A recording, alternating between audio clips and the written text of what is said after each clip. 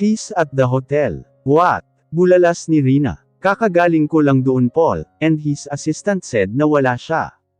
Kausap niya sa phone si Paul. Siyempre hindi naman siya didiretso sa bahay ni Ian. For all she knew, baka ban siyang pumasok ng subdivision. Baka sa kabila. Saang kabila? Frustrated niyang tanong. Ang daming ES hotel. Which one? Please, I only have a couple of hours left, and then my landlord will throw all my belongings, if I am not back to get them. Rina, I'm sorry. I don't know. I'm going to fetch Alicia now. Can you help me figure out? She begged. Please, I've nowhere to go. I need him to tell my landlord to give me more time. You have his number Rina.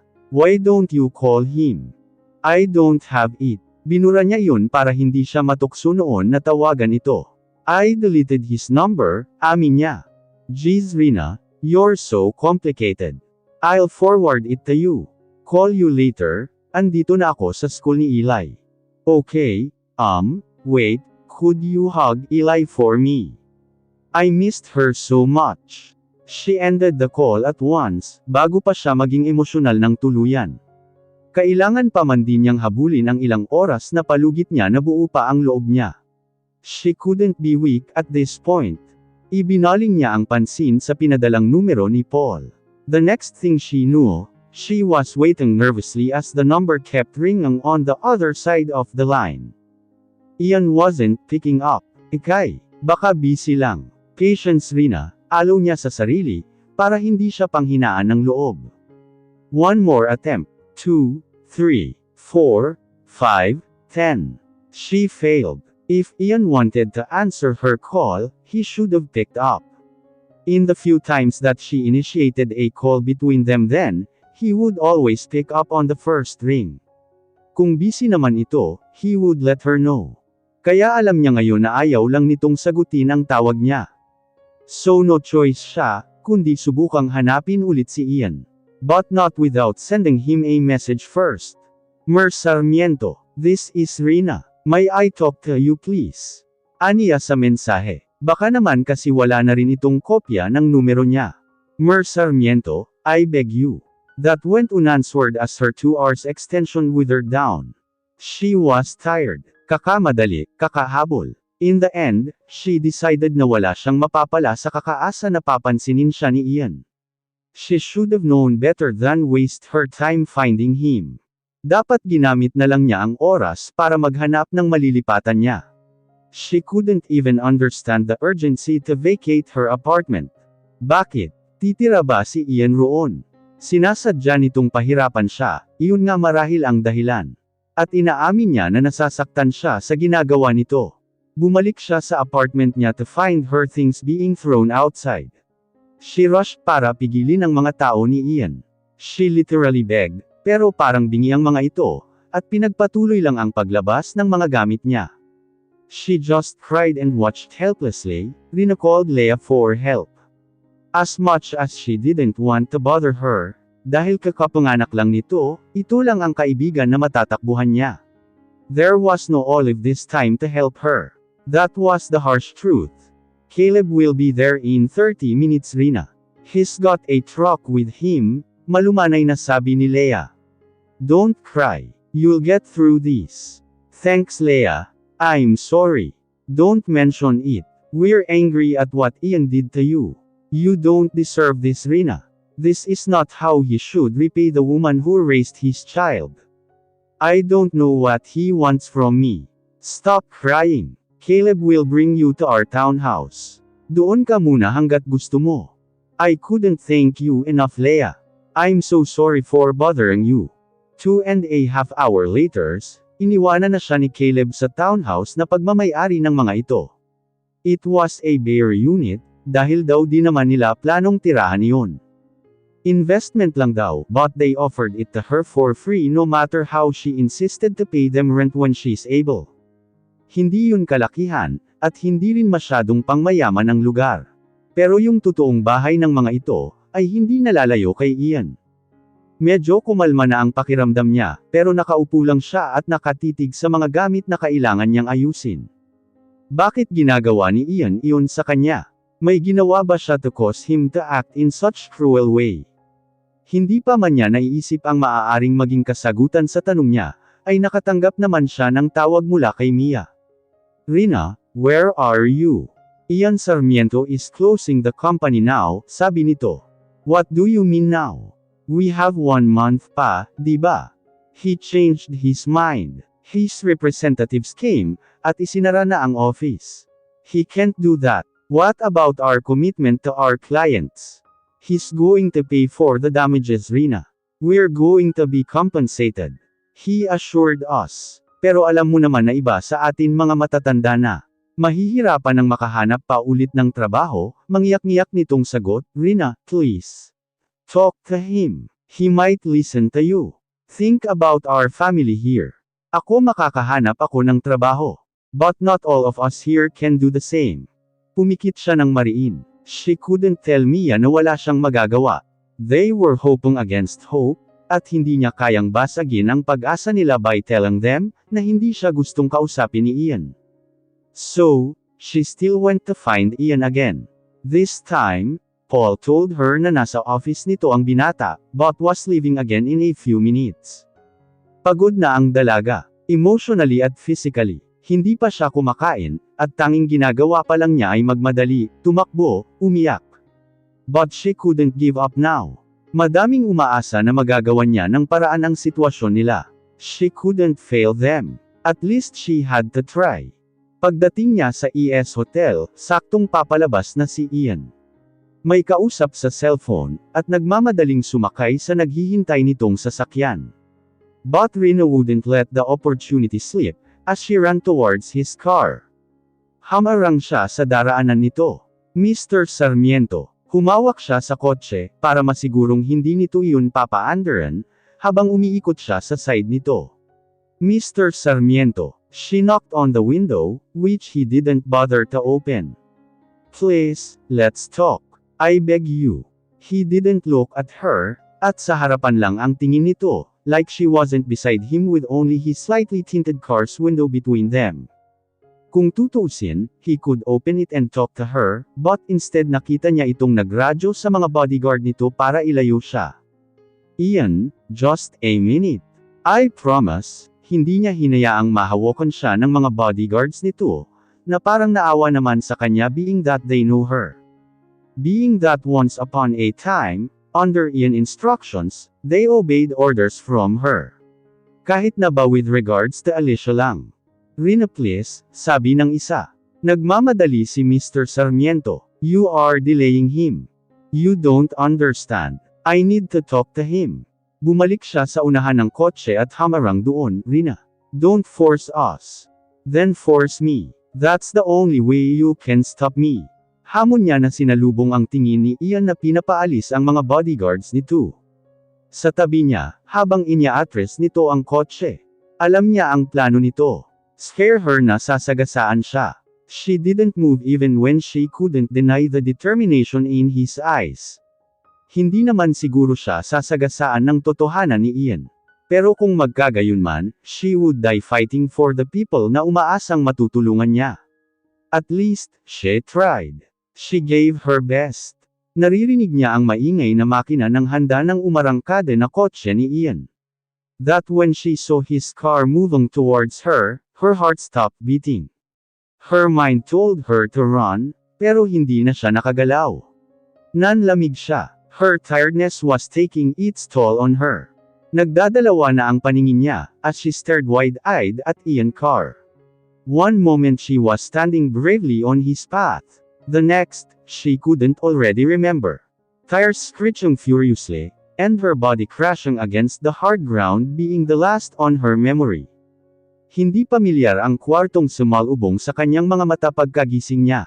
She also noticed na naka-arm sling siya sa kanang braso. What happened? She asked herself, habang iniikot ang paningin sa silid. Wala siya sa ospital. She knew it by the elegant design of the room. Parang hotel. Her eyes continued to roam around, pero napatigil siya nang makita ang silhouette ng pamilyar na balto sa likuran ng kurtina papuntang balcony. Bumangon siya at pupunta sana sa kinaroroonan nito, When he entered the room, the gorgeous Ian Sarmiento was still wearing his business suit. What the, Rina? His eyes almost had fire in them, when he looked at her. What do you think you were doing? Ian, napalunok siya nang makaharap ito. Her tears threatened to fall as realization dawned on her, how much she missed the man. 3 months and this was the closest she got to him. Gusto niyang takbuhin ito at yakapin. Tell him how much she missed him.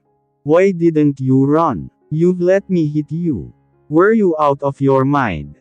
Sigaw nito bago marahas siya nitong hinawakan sa braso niyang walang arm sling. I could have killed you, Rina. And then what? I'm gonna spend the rest of my life thinking about how it would have been if you were alive. May bumahid na kirot sa mga mata nito, as the anger in them melted away, at napalitan ng ibang intensidad, na noon lamang niya nakita sa mga mata nito. You didn't hit me. I fainted. I was tired because you didn't want to talk to me. Yun dapat ang sasabihin niya, pero literal niyang nalunok ang mga kataga ng walang koor ng warning na hinila siya nito, at siniil ng malalim na halik ang kanyang mga labi. She was surprised that she stared wide-eyed at his shut-tight eyes for a few seconds, before she realized what was happening. That feeling when there were 26 letters in the alphabet, and thousands of words to form from them, and yet wala ni isa ang nagrehistro sa kanya, as her mind went completely blank for the first time in her whole life. Pakiramdam niya na wala lahat ng bagay sa paligid niya, as her mind focused on what was happening at the time being, Ian one hand at the back of her head, the other on her waist pulling her closer to him, and the taste of his lips on hers as he deepened the kiss. How? If she never kissed anyone before. Instinct. That's probably how she found herself responding to his intense, senseless, mind-blowing kiss, that lasted for as long as her mind cared for time. Rina, he gasped for air when he pulled away, the anger in his eyes was back as she struggled to meet his gaze, with her face burning in shame.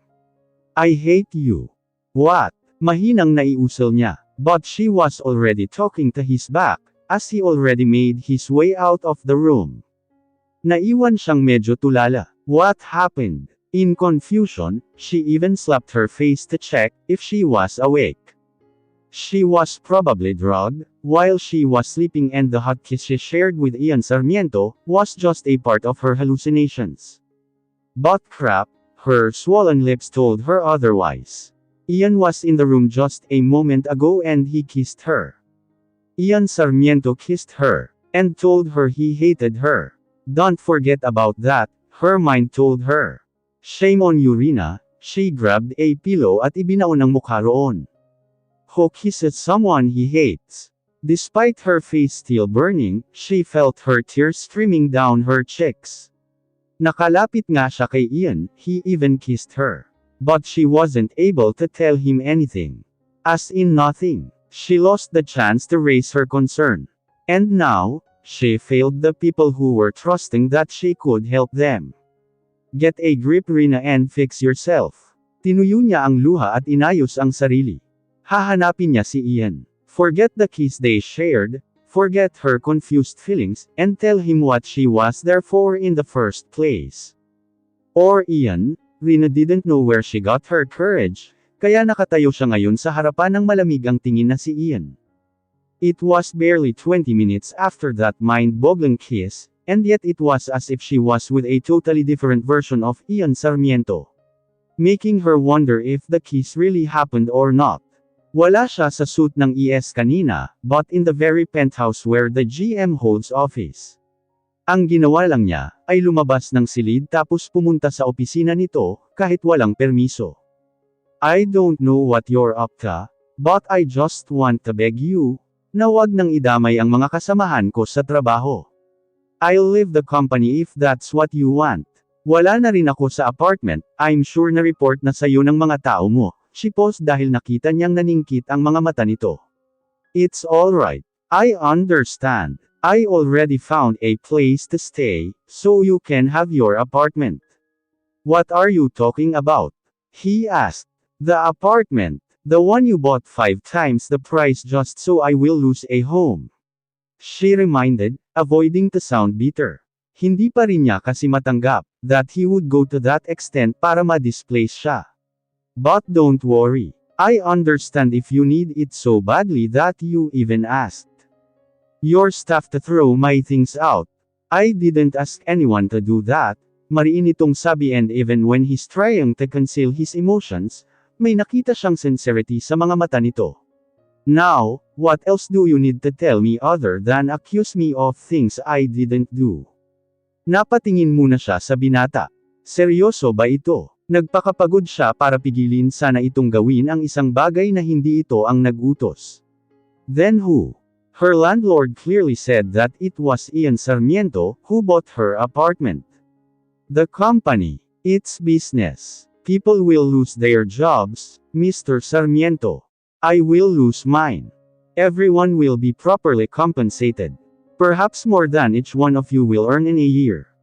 Ibinalik nito ang atensyon sa ginagawang trabaho bago siya dumating. I believe that should be enough. You don't understand, we need our jobs. Desperado niyang sabi. Okay, kahit wag na ako, kahit sila na lang. They need their jobs. Why do you care so much about them? Why would you bother to come here even when you know that I won't change my mind about this? Nagangat ulit ito ng paningin, this time, gone were the cold stares. Napalitan iyon ng sakit, pain she didn't have any idea, why he would have. Ha Rina. They're my family. Yumuko siya, hindi niya maintindihan. But it pained her to see the hurt in his eyes. They stood by me when I needed them. I couldn't just watch and do nothing to at least help them be heard out.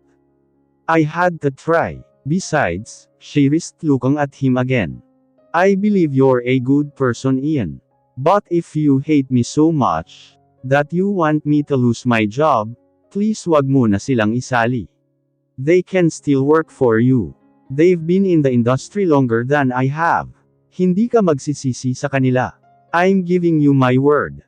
She held her breath as he just stayed looking at her, those deep scrutinizing eyes she never got used to. Please, I'll do anything. Aalis ako. Magpapakalayo. I will even make sure we're not gonna be breathing the same air. You're willing to do anything? He asked. Everything. Matapang niyang sagot. Muli pa siya nitong pinasadahan ng tingin, mula ulo hanggang paa at pataas ulit. Bago tumigil ang mga tingin nito sa kanyang mga mata. Ian, lahat, gagawin ko. Just give me your word na hindi mo isasara ang kumpanya. Well then, work for me.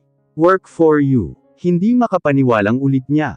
You have a problem with that, Miss Rodriguez. I don't understand, amin niya. I thought you badly wanted to get rid of me. Be my personal assistant, he said, ignoring her remarks. But you already have one. Take it or leave it. Your choice, Rina, dismissive na nitong sabi na hindi na siya ulit tiningnan. I'll take it. Of course. But you will not close Mrs. Everett's company, right? It's already my company, Miss Rodriguez, he reminded kahit busy na ito sa kakatipa sa keyboard ng laptop nito. If you don't have anything more to say, please report to Sarah downstairs. She'll guide you. Yeah, of course, hindi pa rin siya makapaniwala. Hindi niya maintindihan actually. Why would he want her to work for him? Mr. Sarmiento, she called when she was already at the door. Hindi ito nagangat ng paningin, but she continued anyway. Thank you. So, you're going to start tomorrow, Rina.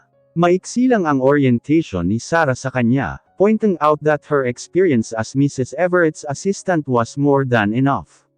Wala naman daw siyang masyadong gagawin, because Ian Sarmiento was a very organized man, at naroon pa rin naman daw ito para mag-assist sa GM.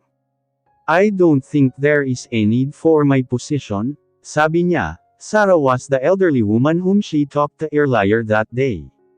I told you, he's so unpredictable, nakangiti nitong saad. Rina, he put you in that position, just so he could keep you around, she giggled. He must have his reasons. She fought a blush, if that's even possible. You think so? Hindi pa rin nabubura ang mga ngiti nito, habang may kinukuha sa drawer nitong mga cards. By the way, here's the key to the penthouse. Take care of it as you're the only other soul to have access in the GM's office aside from me and himself. And this one is the key to your room. Room. What room? Your room. It's on the 22nd floor. It's already complete with everything you will need. Your meals will be in the hotel's restaurant, or you may ask for room service. Are you kidding me? I'm gonna live here in the hotel. I believe that's what Mr. Sarmiento instructed me. Sarah pretended to review the memo on her desk. I'm confused. Oh, don't think so much about it. Itinulak na siya nito papunta sa elevator. Go now. Have a rest. I'll have someone check on your arm tomorrow morning. Good night, Rina.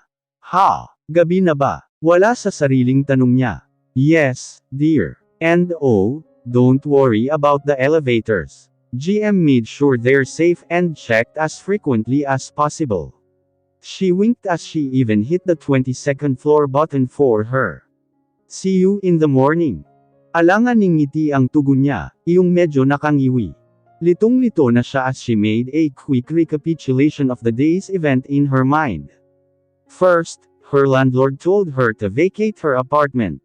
Then she was rushing to find Ian whereabouts to beg him to give her more time as she was only given a few hours extension by the former owner.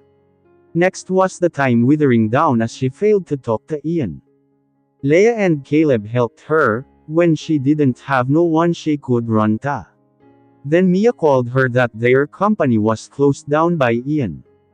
Tapos iniharang niya ang sarili sa daraanan ng kotse ni Ian, even when she wasn't sure if he could hit the brakes on time. She fainted. Then it was the kiss. Perhaps the longest few seconds of her life, and yet was also the fastest. Ni hindi siya sigurado if it even happened.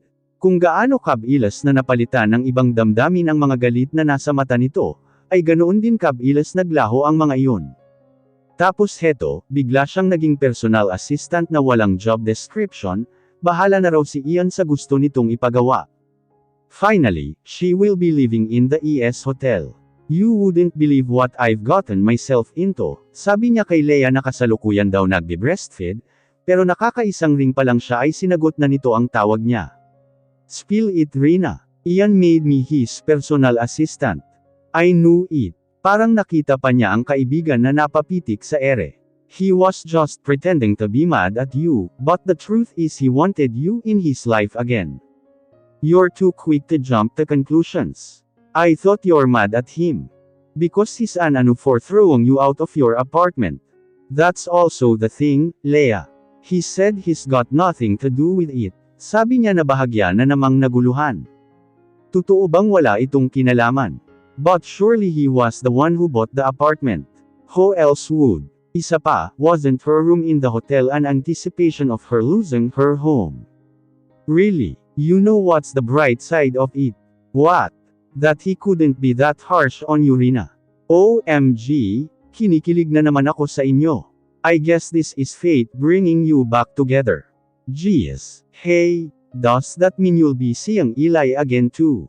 I don't know. I hope not. Tumingin siya sa mga kuko niya sa paa. What kind of answer is that?